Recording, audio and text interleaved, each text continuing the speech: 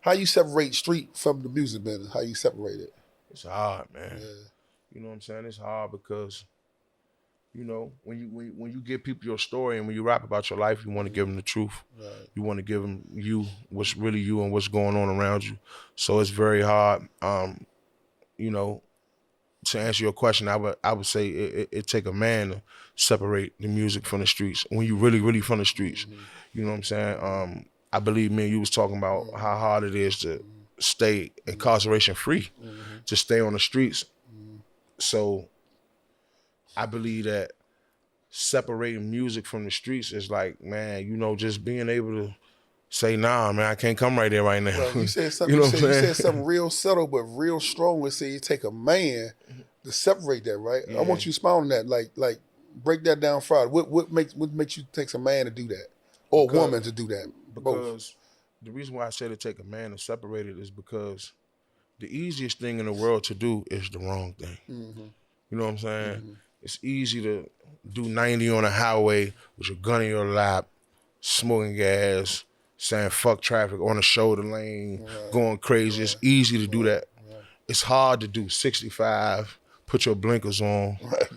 It's hard to do that because motherfuckers can't drive. You get what I'm saying? I'm just using that as an example. So what I'm saying is,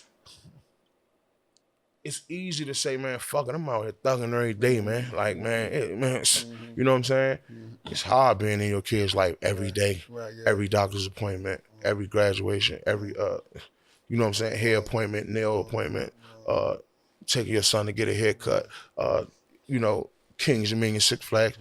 That's hard, you know what I'm saying? But that's what a man's supposed to do, you know what I'm saying? So, and it took me getting incarcerated to realize, like, I thought that I was a good father and was a good man because I was providing money. You know what I'm saying? Like, man, look, I ain't there, but fuck it, I got this. Right. And you need this, so this what I can do. But I'm at work though. You know what I'm saying? I thought that I was a good father and a good man, but I wasn't. You know what I'm saying? So the reason why I say it take a man is because, man, it take a man to make the right decisions and do the right things, man. And have patience and sit in the house when everybody out having fun, when this block lit up town and that block on the south lit, and it's a game down the farms, and it's a game down Watts, and it's a pool party out Maryland.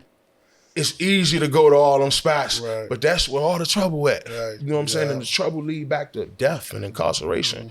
And that's what I'm trying to avoid because I'm trying to be in my kid's life. I want to spend more time on the streets versus dead or in jail. So, and that's hard. It's hard to skip out on all those fun things. You know what I'm saying? The city is lit. The city is dangerous. There's a lot of shit going on, but DC is fun. An actual day in the life of Washington, DC, I can't picture no place better I'd rather be. Jamaica, Korea, Russia, all these great places, California, Memphis, all these good places, Texas. To me, they don't beat a good day in Washington, D.C. A good day where you could pull uptown, pull around the South, and pull around somewhere around Northeast and just hang out with your homies and have a drink, man. Flirt with the broads, listen to some music, and keep it pushing. Maybe get into a dice game, maybe not. That's fun, you know what I'm saying? But we know what come with that.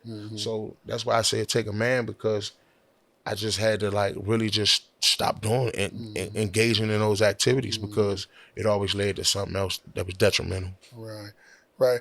Is it me, or it seems like when dudes go to jail and then come back home, their career get more popular than far? Is that true, or is that a myth? Well, in my honest opinion, it could go one or two ways. I don't know. It could go one or two ways. You know what I'm saying? People ask me that all the time. Like, how do you feel? Do you feel like your career took a rose? Do you feel like it took a dive? Like, how do you feel? And it's no right or wrong way to answer that question. You know what I'm saying? I will say that my incarceration did something for my status, but it harmed my what's the word I'm looking for? My worth. You know what I'm saying? My worth to these labels, to the music industry, to the fans of music. You know what I'm saying? Trel can't stay out of trouble. You know what I'm saying? We love his music. We love what he talk about, but will he be here? You know what I'm saying? He makes bad decisions, you know, and they chalked it down to fuck that, man. He don't care about what he got, man. He don't appreciate his blessing. You know what I'm saying? And that's not true, but I understand why they feel that way, because it looked like that to them. if you got the means to do this every day and fly all around the world and showcase your talent, why you doing this? That was a good question. You know what I'm saying? And it took for incarceration and maturity for me to agree. Like, nah, you right.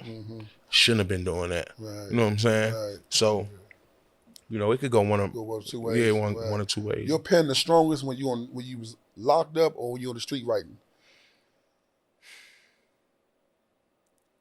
My pen, I think it's on the street. Right. On the street, because when I'm locked up, I barely wrote. Like when I wrote songs. A lot of those records on Finally Free was wrote over the jail to know CTF. You know what I'm saying? Like the whole Finally Free. You know what I'm saying? So I wrote a lot, but it's just like my lyrics, I feel like they come harder when I'm on the streets, when I'm living everyday life and I'm in the studio thugging with my niggas. Bad bitches, we partaking in what we partaking in. And the producers, we all in sync. We all in one sync together. Me, the producer, the engineer, me and my niggas, my homies, we in the studio. The music come out better that way versus you incarcerated. And when you incarcerated, you try to think of topics to write about versus when you in the street, you just record to, we thugging, man. Today, man, I had great sex last night, man. My first song today in the studio tonight might be about the time I had last night versus if I'm in jail, I'm writing about, man, damn, man. My lawyer, man, he lost his motion. I'm gonna write about that. Now I'm thinking about topics to write about versus when I'm on the street, I'm just going with the flow. And I feel like, in my personal opinion, the music better that way. What's some of the artists that we lost in the DMV that you feel like if they would still be here, they'll be out of here? Or possibly out of here? Some artists that we lost in the DMV. 23 Racks, man. Little 23 Racks from Savannah, man. He would have been out of here. You feel me? Who else, man? My youngest, they used to have me listen to this dude. One of them say his name was it Swipey or something? Swipe. Oh yeah, Swipey. Damn. Yeah, I heard his name. I'm glad you said that. Shout out Swipey. Swipey would have been out of here, bro. Yeah. Swipey was going crazy. Yeah. And the Baltimore dude, I know that's the Baltimore dude, man. I just love that dude, man. Yeah. What's that boy's name, man? God damn, he Scooter. Yeah. Scooter would have been out of here, man. He had the goods. Yeah, he had the goods. Yeah. My little brother Boosa would have been out of here, man. Right, you feel me? Boosa would have been out of here. Right. The list goes on and on, man. What's the young dude from the Toga that just got killed? Little Simeon. I heard I didn't get out of here, man. Out of here. He had that real Washingtonian swag about him, like.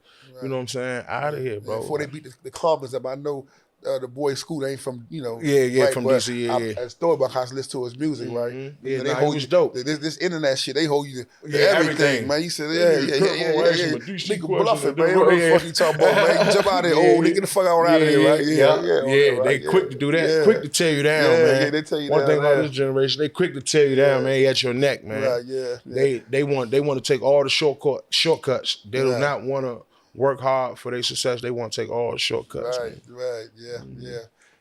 Man, I know a lot of young rappers come up to you that's real young that know your story and all that. They come up to you and they be, what type of advice you give them? And they be asking you about your career and all that. What you tell them? It's crazy you ask me that, right? Because on a serious note, I've always had a lot of youngers ask me that. Hey, bro. Like, and it be the youngest who I wouldn't never expect to ask me that. Like, the young, wild, lit, turnt ones, you know what I'm saying? But I always told them that, and it's going to sound cliche because everybody say it, even athletes, but my penmanship and the way I create songs, the way I write hooks and all that, it would have never been like that if I ain't practiced, man. So I really feel like the best advice that I get a youngest is practice make perfect, man.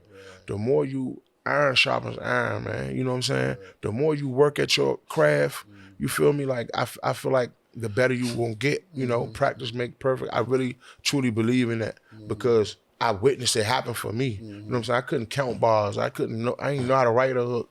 You know what I'm saying? There was a point where I tell people all the time, before Michael Jordan knew how to shoot, he had to not know how to shoot. Right, yeah. You know what I'm saying? Yeah, like before LeBron knew how to dunk, he couldn't dunk. You feel me? Period. They work to do that. You know what I'm saying? So I always tell the youngest, man, although they might not want to hear it, I always tell them, man, practice make perfect, man. You want to even get a taste of what I got from doing what I do, you gotta work really, really hard at it, man. It's gonna take a lot of hours sitting in that studio.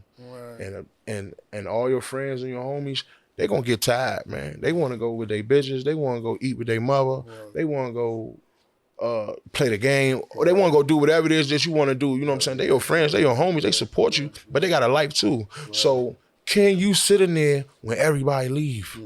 Can you sit in there by yourself when everybody leave, bro? Can you really do that in the studio? You know what I'm saying? And that's what it come down to, how bad you want it. Out the park, niggas know me. Curb on, little homie. All days, yeah. Been a road. Thank you for watching Changing Jewels on Kirkbone TV. If you like the jewels that we are dropping, subscribe, hit the notification, and share with some friends. And I'll see you on the next episode of Changing Jewels, Kirkbone TV.